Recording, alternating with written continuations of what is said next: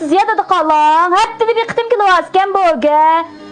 Sizin derdiniz çıkıp hizmet mi kılamıdık boydu. Siz dersiniz bir gün iş aksaydı. Yazdı köyde altı olmam da kalan. Ay diş küçücük köy pul etip bergenken. Şundan toydum sizi kilim boğanğa.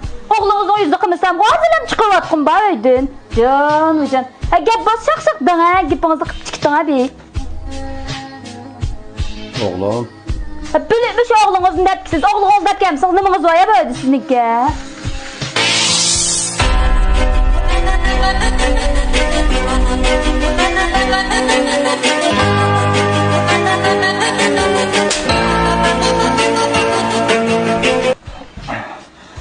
Tola dadamı tırtaklıcığımı aldın mı? Ma öyünün içinde dadam boğaç men ba. Men boğaç onununki sen ba. Uktun mu? Boluklama bana.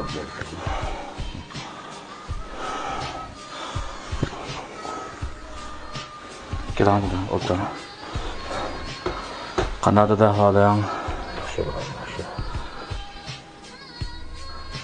O aklı yok. Boluklama. Hap olmağında da kâginin nıkmattım ha. Bunun micazım şundaq.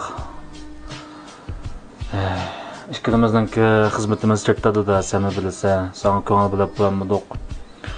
Anam aslayat boğan bolsa, bunda küllüm boğmazdı. Ya bizden kaçımız kep otuğunuzak ya unumudun da. Her yaşta da bir işini oyluğan sana mesleğe salaysan, koşulsan şunda kıllı koşulmaya kalsan. Yani ahval kalıp, reş kılamız.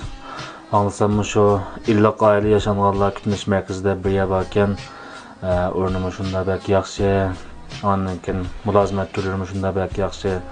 Şu yaşanğanlarını aldığın xəbərdə şu olsun, yakılık salamlığın əsli kaldırış cəhətdə olsun, hər xil mülazimetliğe türk ayırıp şunda yaxşı kütüp ahvalından yaxşı xəbər etkeni de.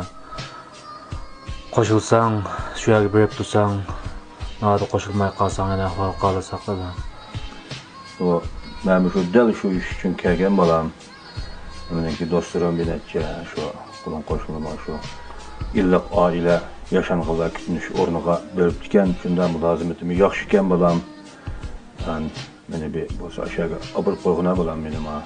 Ben bir hatırcam bir yaşanğanda aşağıda bir kütünüp ben bir ağırlık ömrümün aşağıda ötküzey balam. Şunda abdan deyit ömrümün dostlarım aşağıda. Kötü oldu da ne hata kıptı ne?